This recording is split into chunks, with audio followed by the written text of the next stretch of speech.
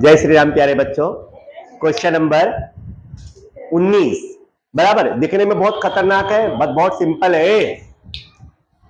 एक नोट याद रखना बेटा, कैश फ्लो स्टेटमेंट में अभी हमने एक क्वेश्चन पढ़ा था। क्वेश्चन नंबर कौन सा था वो?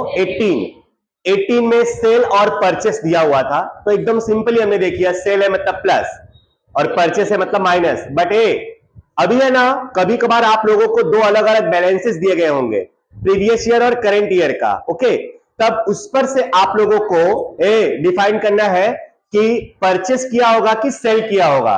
आप मुझे बताओ, अगर कोई एसेट्स इंक्रीज हुई है तो इसका मतलब उसको परचेस किया होगा कि सेल किया होगा? Very good very good very good. समझो कॉन्सेप्ट को, समझो। अगर कोई एसेट्स इंक्रीज हुई है इसका मतलब परचेस किया होगा ना हमने, और डिक्रीज हो गई इसका मतलब हमने क्या किया होगा? सेल।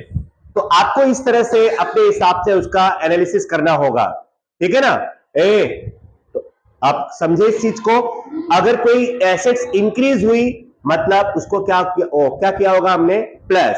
और डिक्रीज हुई है एसेट्स की वैल्यू, तो इसका मतलब हमने क्या किया होगा? सेल। तो जरा यहाँ पे मैंने नोट लिखा है, उसके ऊपर से आप जरा ध्यान से समझ लो। नोट आपको ध्यान रखना पड़ेगा। इफ एसेट्स इंक्रीजेस तो तुम्हें क्या करना है? माइनस। एसेट्स अगर इंक्रीज हुआ मतलब हमने परचेस किया होगा, और परचेस करते हैं तो कैश आता है कि जाता है? जाता है, तो उसको क्या करेंगे? माइनस। और इफ एसेट्स डिक्रीजेस तो क्या होगा? प्लस। एक बात याद रखना बच्चों, कैश और फिक्स एसेट्स या कोई भी एसेट्स हो, इन दोनों के बीच हमेशा अपोजिट रिलेशन होता है। मतलब अगर कोई एसेट्स इंक्रीज होगा ना तो कैश क्या होगा? डिक्रीज। और अगर एसेट्स डिक्रीज होगा ना तो कैश क्या होगा? इंक्रीज। अंडरस्टूड? ये बात आप लोग को ध्यान रखना है। कैश मतलब assets increase, cash decrease. Assets decrease तो कैश इंक्रीज। शॉर्टकट में अगर इंक्रीज हो रहा है तो आपको माइनस करना है, डिक्रीज हो रहा है तो आपको क्या करना है? प्लस। और थर्ड नोट, इंक्रीज्ड और decreased amount of intangible assets.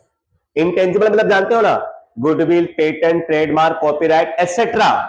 अगर ये इंक्रीज और डिक्रीज हो रहे हैं तो इनको हमें इन्वेस्टिंग एक्टिविटी में लिखना नहीं है। तो तुम बोलोगे कि सर आपने 80 नंबर का क्वेश्चन करवाया था, उसमें गुडविल तो लिखा था, आपने गुडविल लिखा था ना इन्वेस्टिंग एक्टिविटी में, तो इसमें क्यों नहीं लिखेंगे? तो मैं क्या बोल रहा हूं, इंक्रीज और डिक्रीज अमाउंट होगा ना तो नहीं लिखेंगे। बट अगर आपको बोला है कि पेटेंट सोल्ड किया या पेटेंट परचेस किया, गुडविल का पेड किया, अगर ऐसा है, आपको डायरेक्टली बोल रहा है कि भाई परचेस किया, सेल किया या पेड किया या रिसीव्ड किया, तब लिखोगे। बट केवल इंक्रीज और डिक्रीज है तब आपको इंटेंजिबल एसेट्स नहीं रिकॉर्ड करना है। इंक्रीज और डिक्रीज के फॉर्म में दिया है तो वो ऑपरेटिंग में चला जाएगा। ओके, बट हाँ, परचेस और सोल्ड अगर एग्जैक्टली दिया है तब आप उसको इसमें लिख सकते हो। अंडरस्टूड? तो चलो स्टार्ट करते हैं बच्चों। पहले प्लांट और मशीन। प्लांट और मशीन मुझे बताओ, बढ़ा है कि घटा है? 2016 में 7,20,000 था और 2017 में 9,20,000 हो गया, तो बढ़ा कि घटा? बढ़ा है मतलब परचेस किया होगा कि सेल? परचेस किया होगा, तो मतलब क्या करना है अपने को? माइनस। देखो इंक्रीज हुआ इसलिए क्या करेंगे? माइनस। क्लियर? अब सुनो, अब अगर आप परचेस और सेल नहीं लिखोगे ना तो भी चलेगा। जैसे आपने सिर्फ लिख दिया प्लांट एंड मशीन। क्या लिख दिया? Plant and machine. तो प्लस हुआ है कि माइनस? सॉरी, बढ़ा है कि घटा है? बढ़ा है तो आपको क्या करना है? माइनस। कितना? 2 लाख।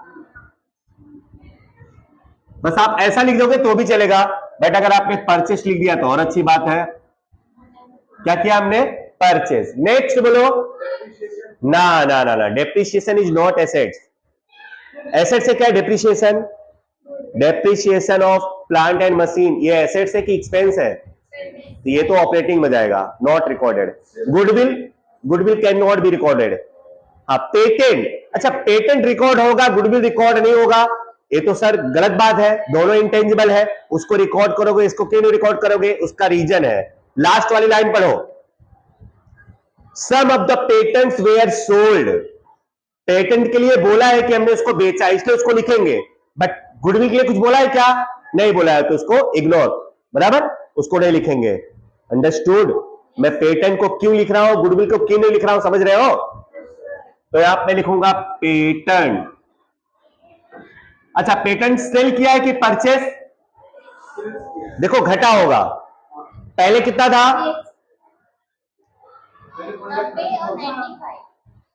पहले कितना था? 130। बाद में कितना हो गया? 70। तो कितना हजार हुआ? 60। ठीक से कर। 60। चलो, तो सेल है ना, माइनस होगा कि प्लस? कितना? 60,000। Okay, next. 10%। 10% इन्वेस्टमेंट तो आएगा भाई, कितना है? बढ़ा है मतलब परचेस,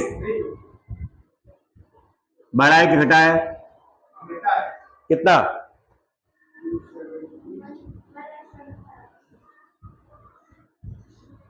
बढ़ा है, घटा है? सोल्ड कितना?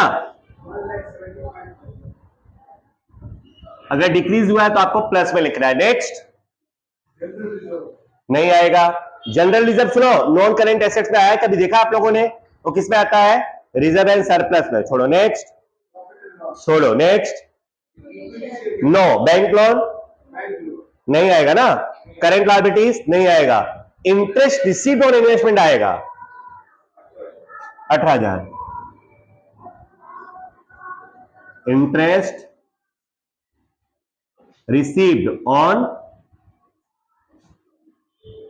इन्वेस्टमेंट कितना? 18,000 हो गया।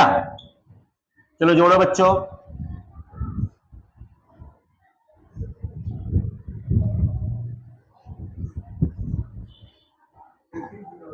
हाँ, 53 प्लस की माइनस? बोलो, प्लस में है तो उसको इनफ्लो बोलेंगे कि outflow? Cash inflow. Cash inflow from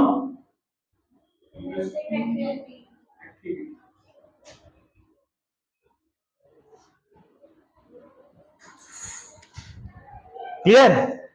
लिख लीजिए।